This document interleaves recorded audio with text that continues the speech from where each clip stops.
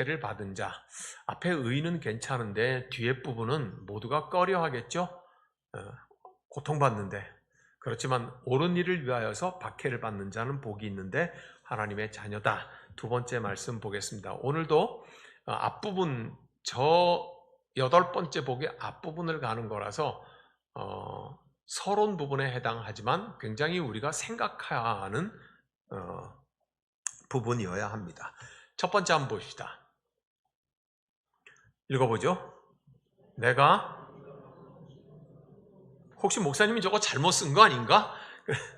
그래서 선뜻 못 읽는 건데 지금 우리가 팔복을 하고 있잖아요. 뭐예요?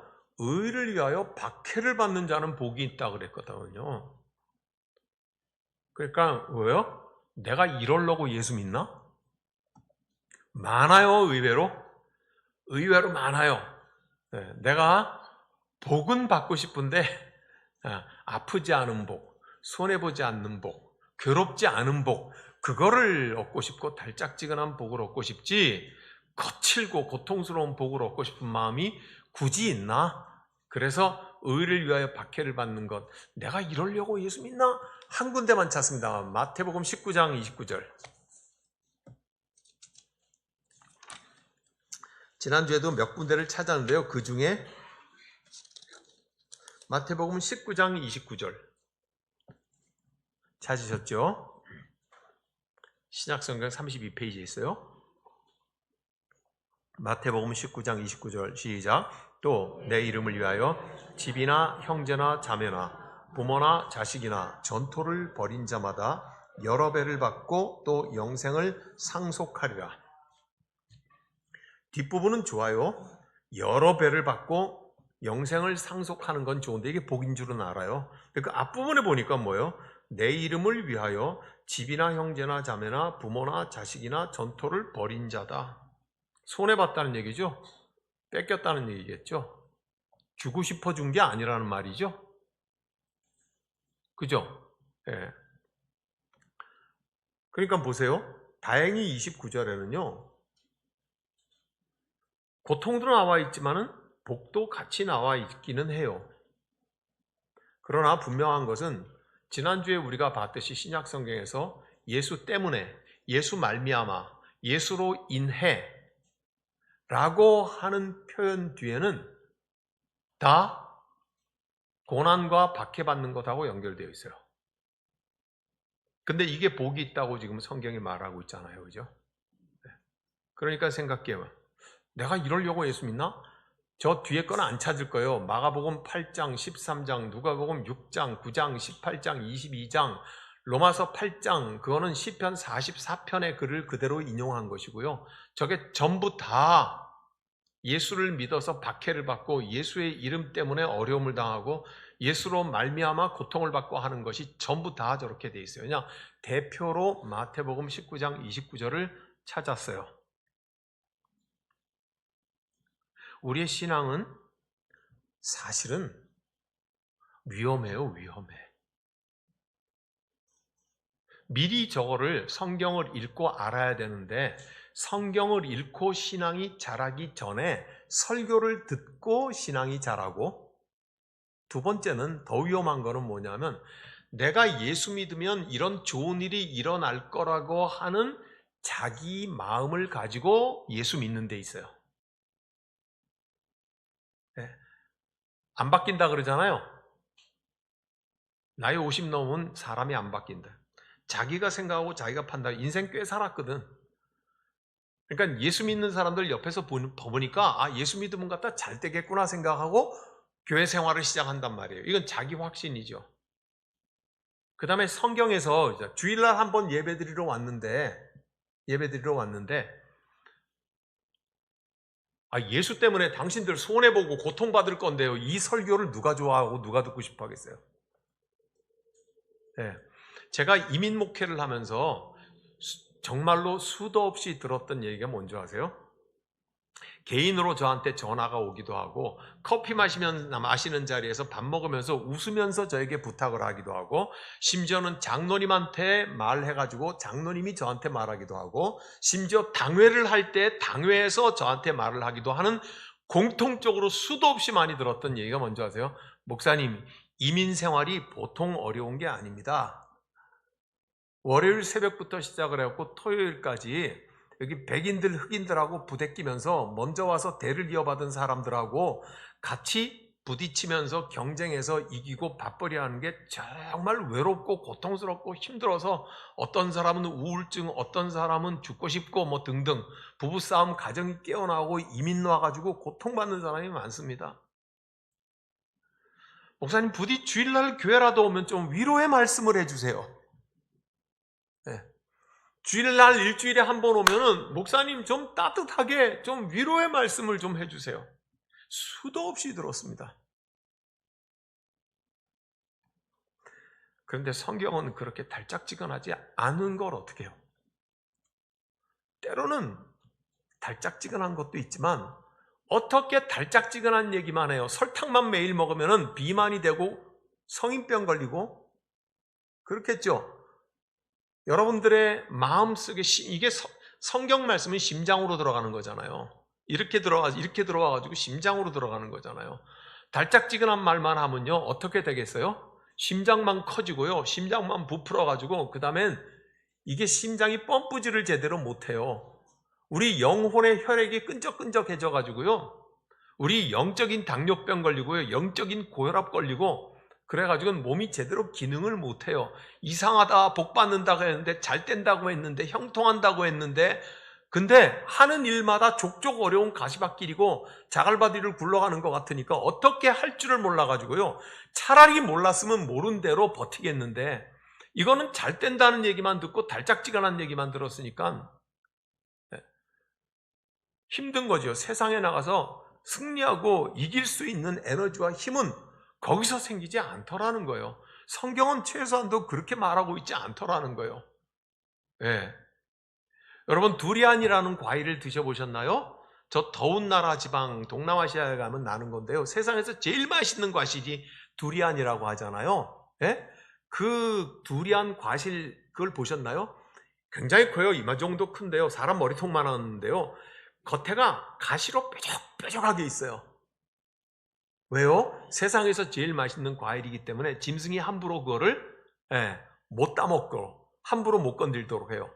그 두리안 나무에서 두리안 떨어지는데 사람이 지나가다 머리에 맞으면 죽을 만큼 그렇게 갖다가 거칠고 무겁고 그래요. 근데 그거를 갖다가 깔 쪼개고 나면요, 그 안에 두리안 과일이 있거든요. 근데 두리안 과일도 두 종류가 있어요. 하나는 아주 달콤한 두리안 과일이 있고, 두 번째요, 달고 쓴맛이 같이 있는 두리안 과일이 있어요. 주로 단맛만 많이 있는 거는 필리핀이라든지 캄보디아라든지 베트남 이런 쪽에서 나오는 두리안은 주로 달기만 해요. 그런데 달고 쌉쌀한 맛이 섞여 있는 거는요, 태국과 말레이시아 쪽에서 나와요. 어떤 두리안이 더 비싸겠어요? 아니, 이거부터 물어봅시다. 어떤 두리안 과일을 여러분은 더 좋아하시겠어요? 달짝지근한 거? 예. 안 드셔보셨죠? 예. 두리안은요, 쌉쌀하게 쓴맛이 섞인 두리안이 훨씬 비싸요. 두리안을 먹어본 사람들은요, 모두가 다 쌉쌀한 거. 이걸 영어로 말해서 비터 스윗이라고 그래요. 비터는 쓰다는 뜻이고요, 스위트는 달짝지근하다는 말이잖아요. 그러니까 이 두 개를 합쳐가지고 비터 스윗 두리안이 최고의 두리안으로 쳐요. 예. 아주 그 두 개가 섞여야지 맛이 아주 오묘한 맛이 나요. 그러니까 여러분들은 혹시 동남아 여행이나 요새는 한국도 두리안이 들어오는데, 누가 아들, 딸들이 어머니, 아버지 두리안 사드릴 테니까 뭘 좋아해요? 그러면 그렇게 얘기하세요. 비터 스윗을 사달라고. 그게 생각이 안 나면 단맛도 있고 쓴맛도 섞인 거 쌉싸름한 맛을 사달라고 그렇게 얘기하세요. 예, 그래야 배운 사람 같잖아. 예, 그게 훨씬 더 비싸요. 예, 어쩌면 우리 인생을 거기에 녹여놨는지도 모르겠어요. 우리가 달짝지근한 맛만 있으면요, 인생 아마 배리기 쉬울 거예요. 그러나 우리에게 하나님께서는 우리 인생에 쓴맛도 섞어 놓으셨죠. 우리의 신앙은 그런 의미에서 위험하다는 거예요. 우리의 신앙은 그런 의미에서 달짝지근하지만은 않다는 거예요. 오래 신앙생활 하신 장로님들이나 권사님들한테 다 물어보세요. 신앙이 그렇게 말랑말랑합니까? 평생 예수 믿어보니까 그렇게 달짝지근한 일들만 일어납니까? 다 잘 믿으신 분들이거든요. 나름대로는요, 다 신앙에서 나름대로 자기 한 가닥이 있는 분들이거든요. 그렇지 않아요? 예? 근데 신앙생활을 하면서 달짝지근한 일만 있습니까? 내일을 알 수 없을 만큼 외줄타기처럼 그럴 때가 얼마나 많아요. 다들 무슨 말씀인지 아시겠죠? 모두가 다 달짝지근하기만을 바라지만은요, 결코 우리의 신앙, 우리의 인생은 그렇지 않아요. 네. 그래서 신앙생활을 하는 것은 그런 의미에서 위험한 거예요. 마태복음 19장 29절을 읽은 사람이라면요, 무엇보다 인생에 이 두 가지 일이 뒤섞여 있다고 하는 것을 미리 생각을 해야 되는 거죠. 잘 된다고만 가르치는 일은요, 반사기예요. 예수 믿고 잘 될 거라고만 가르치는 거는요, 거짓말이에요. 네. 성경은 그렇게 말하고 있지 않아요. 우리의 신앙이 마치 알이 깨지고 새 생명이 나올 적에마다 고난을 겪고 그때 더 깊어지고 하나님을 더 알아가고 예수 그리스도의 십자가를 더 내 몸으로 쥐는 거죠. 네. 그래서 예수 그리스도를 믿으면 박해를 받는데 그게 복이 있냐? 그래도 내가 예수를 믿어 볼 거냐? 그런 거예요. 도대체 그러면은 우리가 예수 믿는 이유는 뭐냐? 예수 믿으면은 박해도 받고 손해도 받고 고통스러운 게 더 많다는데 도대체 그럼에도 불구하고 저와 여러분이 예수님을 떠나지 않는 이유는 뭐냐? 우리가 신앙을 하는 이유는 뭐냐? 다음 페이지. 욥기가 우리에게 가르쳐 주는 거는 1번 시작, 신앙의 이유야. 2번 시작, 욥이 어찌 까닭 없이 하나님을 경외하리까 하고 욥기 1장 9절이 그렇게 말을 해요. 저게 무슨 말인지 욥기까지 안 찾아도 다 아는 말이니까 제가 설명을 할게요. 하나님의 천상의 회의가 열리는데요, 거기 온 세상을 떠돌아다니던 마귀도 거기 와요. 이건 매우 상징적인 비유이기도 하지만 천국의 현실의 문제이기도 할 거예요. 그렇지만 우리가 천국의 현실은 아무도 가본 사람 없잖아요. 그럴 거라는 거예요. 그죠? 성경이 말하는 바를 우리가 잘 이해할 필요가 있어요. 마귀가 왔어요. 어디 다녀왔냐? 세상 이곳저곳 다녀왔습니다. 동방에서 나의 자랑이 되는 욥을 보았느냐? 그는 가장 큰 자다. 그는 의인이라. 그랬더니 마귀가 뭐라고 말할게요? 이렇게 앞에 보고 말하지는 않았겠죠. 마귀가. 에이, 하나님도 참. 그래가면서 걔가 까닭 없이 하나님을 그렇게 좋아하고 잘 믿을까요? 욥기 1장 9절에 욥이 어찌 까닭 없이 하나님을 경외하리까? 제가 1장 9절을 그대로 따온 말이에요, 저게.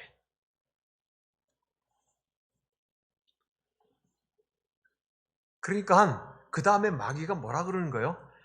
하나님 믿어서 하나님에게서 떨어지는 떡고물이 좀 있으니까 그것 때문에 걔가 신앙이 좋은 거 아니겠습니까?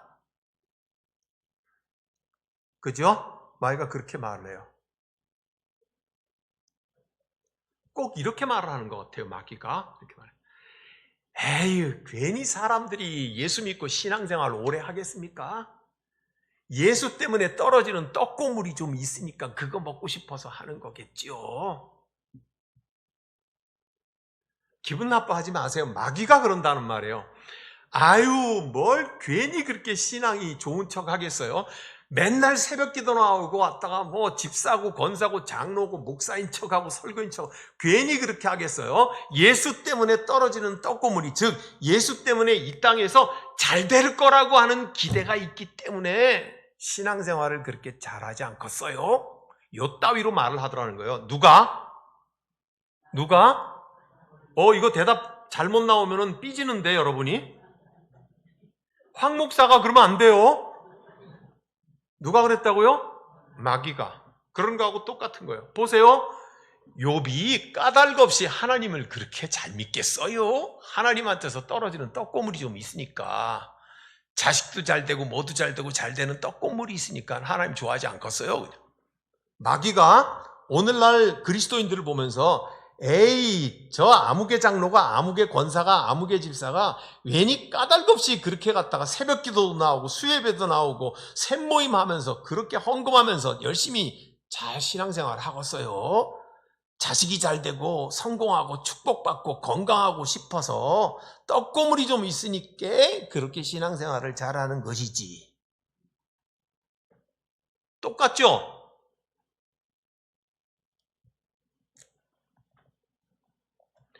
만일에 마귀의 말이 맞는다면 굳이 그리스도인이 되지 않아도 얻을 건 다 얻을 수 있잖아요.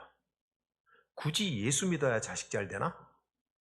굳이 예수 믿어야지 남편 성공하고, 굳이 예수 믿어야지 권력을 얻고 잘 되나?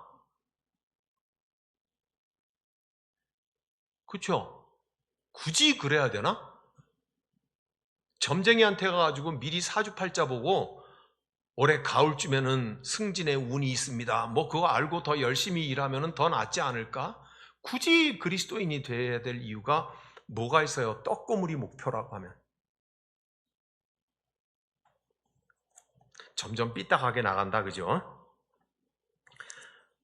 자, 다음 화면을 봅니다. 오늘 말 나온 김에 반쯤은 해집어 놓고 그러고 이제 끝나야 돼요. 시작. 모든 민족의 출애굽 경험. 출애굽은 누가 하는 거예요? 이스라엘이 했죠. 이스라엘만 출애굽의 경험이 있나? 저기서 말하는 출애굽은 꼭 애굽에서만 나왔다는 뜻은 아니에요. 이스라엘만 탈출을 한 경험이 있냐 이 말이에요. 이스라엘만 자기가 붙들려 있던 나라에서 탈출해가지고 가나안 땅, 젖과 꿀이 흐르는 땅을 받은 민족인가? 근데 저기 뭐라고 써있어요 그러면? 모든 민족이 다 저랬대요. 아니 모든보다 거의 대부분의 민족들이 다 이스라엘과 같은 경험을 했어요. 그러면 굳이 하나님 믿고 그럴 필요 있나?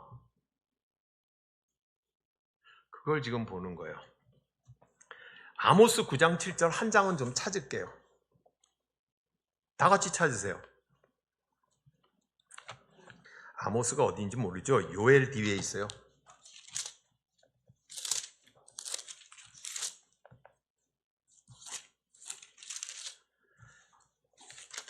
아모스 9장이 어디 있냐면요. 페이지 수로 1283페이지에 있어요. 구약 성경의 1283페이지에 있어요. 요엘서 뒤에 있다 그러니까 그럼 요엘서는 어디 있냐고 그렇게 묻는 거예요. 요엘서는 아모스 앞에 있어요. 앞뒤로 붙어 있어요. 그러니까 물어보세요. 어디 있냐고. 구약 성경 1283페이지에 아모스 9장 7절 찾았어요? 9장 7절 손가락으로 꼭꼭 찍으면서 같이 읽으면 되시죠? 여호와의 말씀이니라 이스라엘 자손들아 너희는 내게 구스 족속 같지 아니하냐? 내가 이스라엘을 애굽 땅에서 블레셋 사람을 갑돌에서 아람 사람을 기르에서 올라오게 하지 아니하였느냐? 지금 뒷부분을 보세요. 내가 이스라엘을 어디 땅에서? 지금 읽었잖아요. 왜 제 얼굴을 그렇게 제 얼굴이 괜찮아요? 저를 쳐다보고 대답하려니까 안 되잖아요. 성경을 읽었으면 성경을 봐야지 뒷부분에. 아니 나를 쳐다보는 것도 나는 기분이 나쁘지 않아. 예. 자 아모스 9장 7절 뒷부분에 내가 이스라엘을 어디 땅에서? 애굽 땅에서. 끝부분에 뭐예요? 올라오게 하지 아니하냐. 그러니까 애굽에서 올라오게 했대요. 그 다음 중요해요. 읽어봐요. 블레셋 사람을 어디에서? 갑돌에서. 아람 사람을 어디에서? 기르에서 올라오게. 세 개가 똑같이 기록되어 있어요. 이제 여러분 제 얼굴을 봐요. 이스라엘을 애굽에서, 블레셋을 갑돌에서, 아람 사람을 기르에서 올라오게. 하나님 똑같이 치잖아요. 블레셋은 지금 팔레스타인 그 막 이스라엘이 폭격하고 그러는데 말이에요. 그 지역의 5성을 중심으로 해갖고 살았어요. 이스라엘이 가나안 땅에 올라왔을 때. 그러면 블레셋은 원래 거기 살던 민족인가? 아니라는 뜻이죠. 갑돌에서부터 데려왔다 그랬잖아요, 하나님이. 갑돌이 어디예요? 그 위에 있는 지중해 바다 가운데 그레데 섬이라고 있어요. 그레데 섬, 사도 바울의 선교 여행을 찍에 거쳤던 데가 바로 그레데 섬이거든요. 배를 타고 지나갔던데. 그러니까 블레셋 민족은 기본적으로 섬을 중심으로 살던 해양 민족이었어요. 이건 성서고고하게 나오는 당연한 사실이에요. 그러니까 블레셋은 해양 민족이었는데 남쪽으로 바다를 건너오면서 지금 팔레스타인에 정착하게 된 민족이에요. 아시겠어요? 그러니까 하나님께서 뭐라고 말해요? 블레셋을 갑돌에서 내가 불러왔다고 그렇게 말하고 있어요. 암몬 사람을 기르에서 불러왔다고. 암몬은 이스라엘의 북쪽에 있는데요. 기르는 더 북쪽에 있어요. 몰라도 괜찮아요. 또 제가 보여드릴 테니까. 아모스서에서 하나님이 이렇게 말해요. 이스라엘이 출애굽을 한 것처럼 가나안 땅으로 불러온 것처럼 블레셋은 그레데 섬에서 내가 불러왔고 아람 족속은 기르 땅에서 불러왔어. 하나님이 뭐라고 말씀하세요? 똑같은 경험을 가지고 있다는 거죠. 저 신명기 2장은요. 저만 읽을게요. 성경에 이렇게 써 있는 게 굉장히 많아요.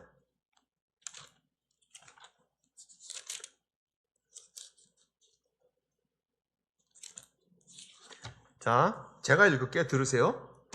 신명기 2장 5절에 그들과 다투지 말라. 그들의 땅은 한 발자국도 너에게 주지 아니하리니 이는 내가 세일산을 에서에게 기업으로 주었음이라. 에서 족속을 옮겨서 세일산이 있는 지역을 주셨다고 그렇게 말해요. 9절에서는 이래요. 여호와께서 내게 이르시되 모압을 괴롭히지 말라. 그가 싸우지도 말라. 그 땅을 내가 네게 기업으로 주지 아니하리니 이는 내가 룻 자손에게 아르를 기업으로 주었음이라. 룻이 자식이 있죠. 모압과 암몬 둘이 있잖아요, 그죠? 예? 룻의 자식이 첫 번째 자식 모압, 그에게 뭐를 줬대요? 그 땅 아르를 기업으로 줬대요. 룻은 아브라함의 조카죠. 예? 룻은 아브라함의 조카잖아요. 원래 있던 땅은 어디예요?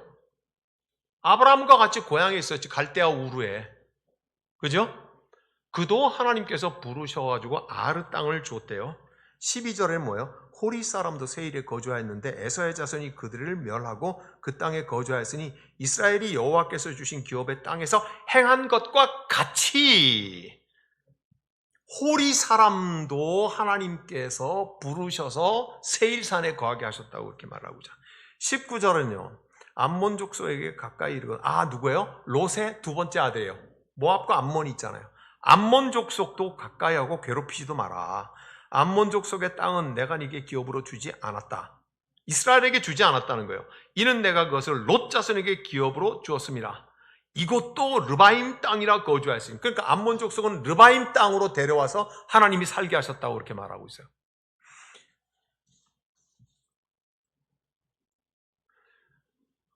모든 민족들이 다 이스라엘처럼 그렇게 이동을 하고 땅을 얻었던 경험이 있다고 그러고 아모스 9장 7절 신명기 2장의 여러 절을 찾았음에도 불구하고 여러분의 마음속에 반신반의해. 에이, 하나님께서. 왜냐하면 평생을 들어왔거든. 이스라엘을 애굽 땅에서 구해내셔서 광야를 지나게 하셔서 적과 꿀이 흐르는 가나안 땅을 다니게 하신 하나님이시다. 그러니까 그 사건 하나만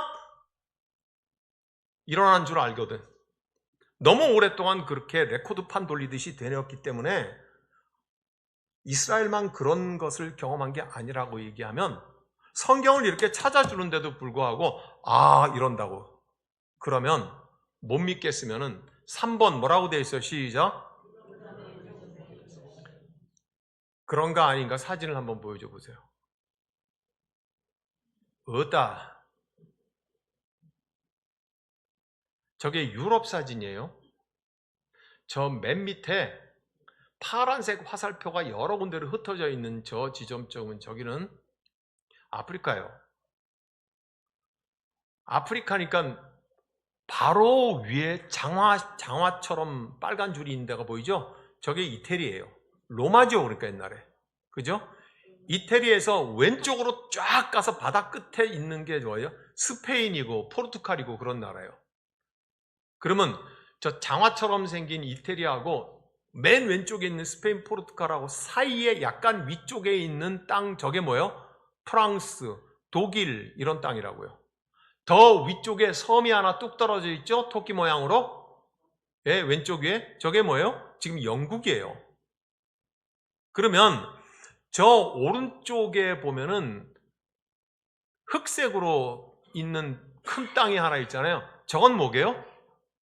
터키예요. 지금으로 말하면 튀르키예요. 요새 터키라 그러면 좀 덜 배운 사람이라 그래요. 따라해 보세요. 튀르키예. 네, 바뀌었대요. 자기들이 바꾸겠대요. 튀르키예로. 네, 그럼 그대로 붙여줘야 될 것 아니에요. 그죠? 그러니까 저게 튀르키예요. 더 북쪽 위에 노란 땅은 어디게요? 러시아죠, 뭐 지금으로 말하면. 그죠? 러시아고, 뭐 이런 쪽이라고요. 여러분 그런데 제가 여기서 안 보이니까 한번 볼게요.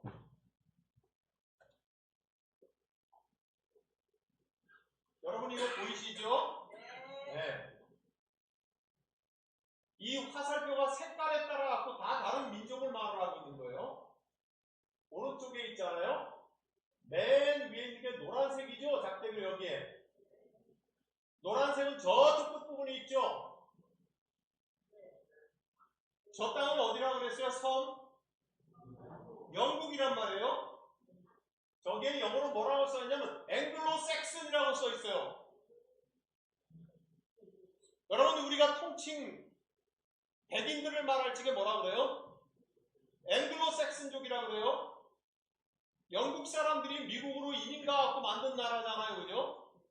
그러니까 지금 영국에서 살고 있는 사람들이 앵글로색슨족인데 원래부터 영국에 살고 있었어요? 옮겨왔잖아요. 오른쪽에서. 그 다음에 두 번째로 주황색으로 되어 있는 두 번째 색 프랑크라고 되어 있어요. 소세지 이름이 아니에요. 그 노란 색깔 바로 아래 보면 프랑크라고 하고 화살표가 아래쪽으로 쭉 와 있죠. 네? 저게 독일 쪽이에요 지금. 그러니까 저 북쪽에서 내려온 민족이 지금 독일에서 잘 잡고 살고 있다는 말이죠. 그 다음에 세 번째 줄에 빨간색을 보면요. 고트라고 써있어요. 고트. 따라해보세요. 고트. 고트에는 엄밀하게 말하면 동고트, 서고트가 있어요. 동쪽에 있는 고트족, 서쪽에서 온 고트족 이런 뜻이겠죠. 그 고트족이 세 번째인데 고트족이 어디서 있나 보세요. 한가운데 맨 위에 빨간 줄 보이시죠? 네? 저게 고트족이 이동해 오는 화살표예요. 그러니까 고트족은 원래부터 저 자리에 살고 있던 족속들이 아니라 저 위에 살았어. 그리고는요, 보라색들이 쫙 흩어지죠? 보라색이 굉장히 많잖아요. 이걸 오스트로고트라고 써있어요. 여기 밑에서 두 번째. 오스트로고트는요, 고트족하고 핏줄이 근본적으로 같죠? 고트잖아요.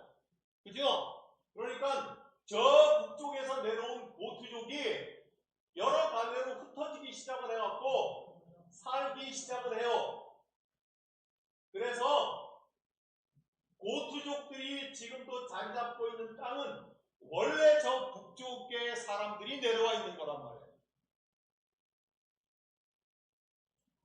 그 다음에 재밌는 게 하나 있는데요.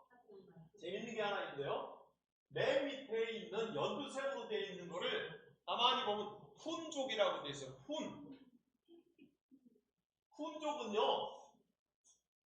저기 지금 한가운데 연두색으로 잔뜩 막 이렇게 호작질 해놨잖아요. 제 목소리가 커서 잘 들리시죠? 네.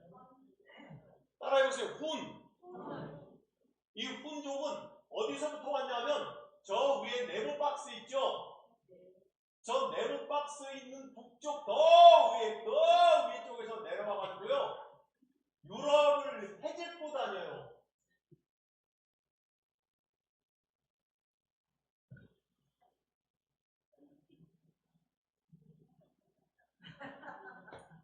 저 북쪽에서 내려왔다고 했잖아요. 저 훈족은 어디서 원래부터 살다가 내려온 민족인지 혹시 아시는 분? 혹시 아시는 분? 몽골. 중앙아시아에 살고 있던 민족이 남쪽으로 내려와서 저렇게 유럽 전역의 자리를 잡아요. 훈족은 여러분이 국사 배울 적에 배워봤을 거예요. 따라해보세요. 흉노족이라고 하죠. 흉노족이에요. 흉노는 다른 말로 뭐라고 하느냐면 따라하세요. 들어왔죠? 이러니까 돌궐, 흉노 다 같은 말이에요. 그러니까 BC 2000년이니까 지금부터 시작했고 3000년 전에 몽골 지역이 있는 그 중앙고원에 살고 있던 민족들이에요. 그 사람들이 AD 6세기쯤 돼서 몽골 고원을 중심으로 한 민족들이 저렇게 내려와가지고 지금은 자리 잡고 다 자기네 나라라고 그래요. 여러분 몽골 고원에 살았다고 해서 지금 몽골 사람처럼 우리나라 사람하고 똑같다고 생각하면 안 돼요. 예? 추운 지방에 살면 다 우리나라 사람하고 똑같은 줄 알아요. 그럼 러시아 사람은 왜 하예요? 그 슬라브 민족이라고 하거든요. 그 다음에 설명할게 저 파란색 말이에요. 예? 파란색으로 된 거는요. 저 가운데에 파란색이 쫙 화살표 있다. 쫙 돌아서 여기까지 오죠? 아프리카 여기까지 오잖아요. 그죠? 저거를 반달족이라 그래요. 반달족은 저렇게 북쪽에서 내려와서 동북쪽에서 내려와서 아프리카까지 퍼져 있고 화살표가 쫙 퍼지면서 지중해 연안을 지배하는 민족으로 살게 돼요. 반달족은 특별히 거칠었어요. 영어에 반달리즘이라고 하는 단어는 폭력주의라는 뜻이에요. 그래서 그 반달리즘의 어원이 된 민족이 반달민족이에요. 그만큼 강력했으니까 저렇게 헤집고 다녔던 거죠. 여러분, 이태리가, 독일이, 프랑스가, 영국이, 불가리아가, 루마니아가, 스페인이, 튀르키예가 원래부터 수천 년 동안 거기에서 대를 이어서 그냥 살았는 줄 아세요? 여러분, 우리 한국 사람을 한민족이라고 하잖아요. 그죠? 중국 사람은 한족이라고 하고 우리는 또 한민족이라 그래. 우리 한국 민족은 북방 계열의 민족이에요. 북방이라는 말, 우리가 사는 곳보다 더 북쪽이라는 말이잖아요. 만주 저쪽 올라가 더 북쪽이란 말이에요. 그죠? 네. 우리의 언어 계열도 뭐 스키타이 계열이라든지 뭐 이런 식의 여러 개 전문적인 용어들이에요. 즉 무슨 말이에요? 우리 조상들이 한반도에 지난 5,000년간 머물러 살았다고 하는. 5,000년 그 이전엔 그럼 어디 살았게? 북쪽에 살았다는 거예요. 여러분 우리 몽골 사람하고 우리나라 사람하고 DNA가 거의 일치하잖아요. 우리 아기 태어나면 엉덩이에 퍼런 점 있잖아요. 그걸 무슨 반점이라 그래요? 몽고 반점 그러잖아요. 유전적으로 같다는 말이잖아요. 그럼 우리 어디서 왔다는 말이에요? 북쪽에서? 몽골 사람들이 남쪽에서 올라간 게 아니고 우리를 북방계 민족이라고 하는 이유는 그예요. 하나님이 역사의 주권자이셔서 하나님의 섭리 속에서 다 모든 민족들이 다 저렇게 이동을 해와서 오늘날의 역사 속에 있어요. 심지어 오늘날도 전쟁 때문에 민족이 집단 학살을 당하기 때문에 도망쳐 나오기도 하고 그러잖아요. 네. 이제 저 증거들을 분명히 보셨어요? 아까 전 화면을 한번 봐요. 제목이 뭐예요? 아모스 9장 7절에 성경이 말하잖아요. 이스라엘 너희를 애굽에서 올린 것처럼 블레셋을 갑돌에서 올렸다. 그레데 섬에서 올렸고 하나님께서 올렸다고 말씀하시잖아요. 신명기에도 여러 민족들을 옮기셨다고 말씀하잖아요. 지금 우리가 지금 현재 세계 지도에도 유럽의 여러 민족들이 이동했다고 하잖아요. 출애굽과 가나안 정착은 꼭 이스라엘 민족 한 민족만의 역사가 아닌 거예요. 그렇죠? 근데 이렇게까지 성경을 깊이 파고 이해할 시간들이 없었는 거예요. 바쁘게 사시느라고.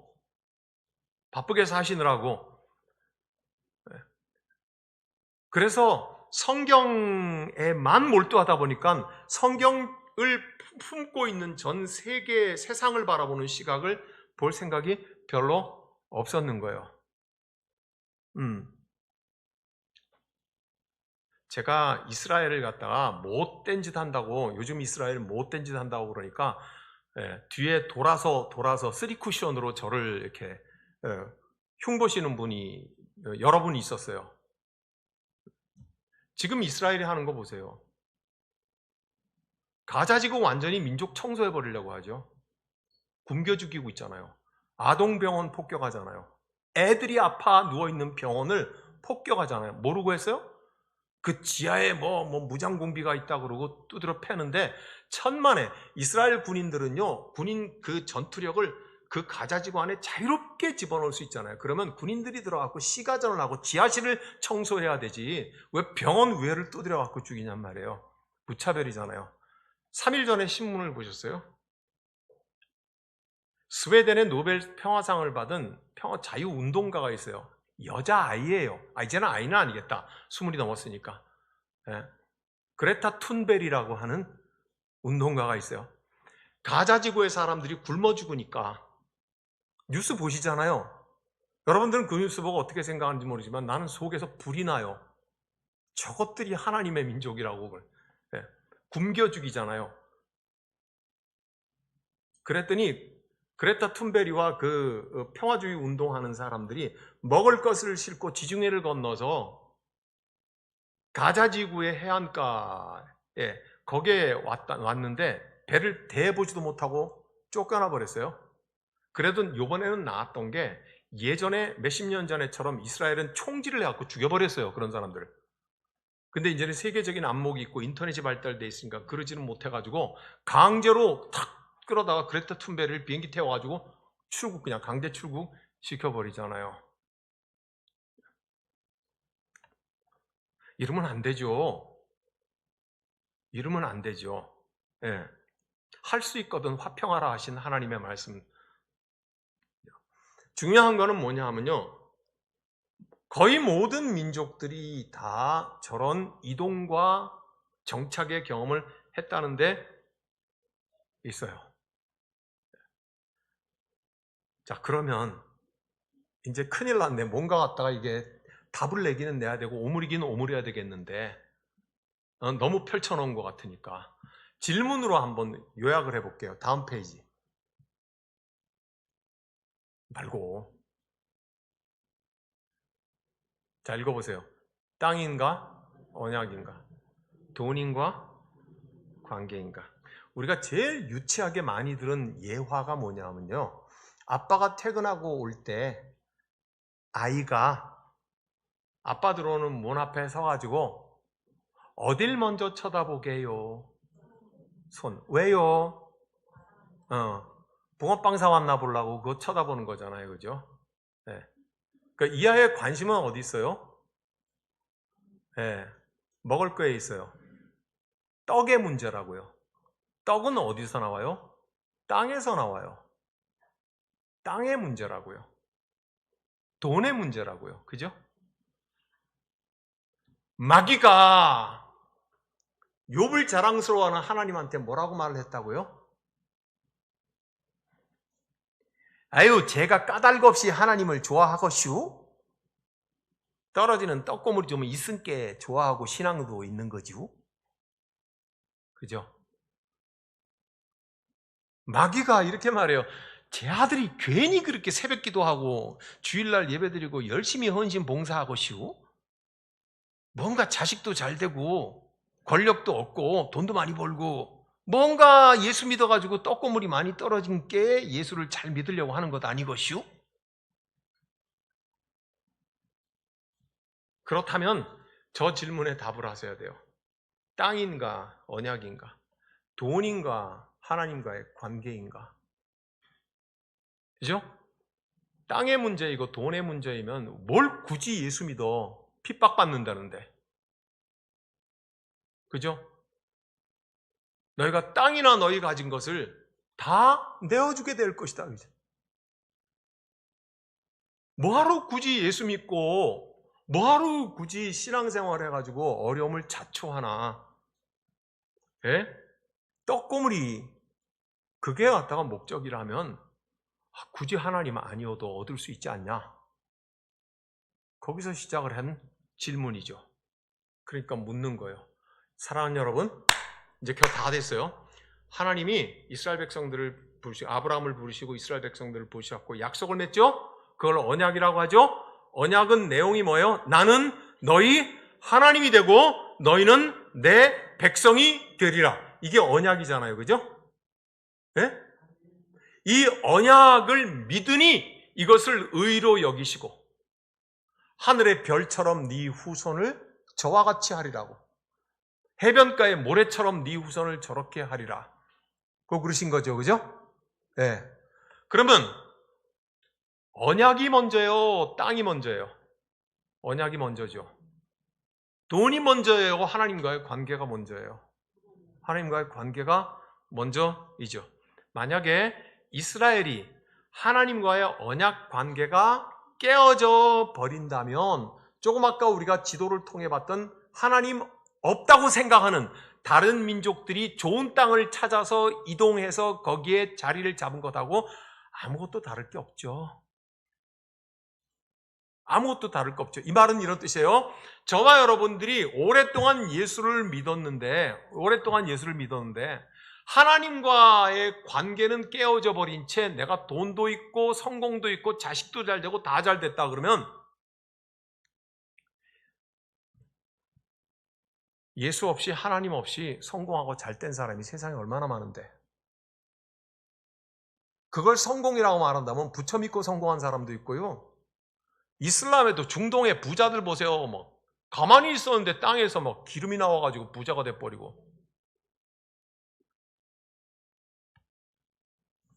중요한 것은 뭐예요? 사드락과 메삭과 아벳느고가 왕을 섬길래 아니면 저 뜨거운 풀무불 속에 들어가서 죽을래 그럴 때 이 세 젊은이가 뭐라고 했어요? 하나님께서 우리를 지키실 것입니다. 즉 언약이 있습니다.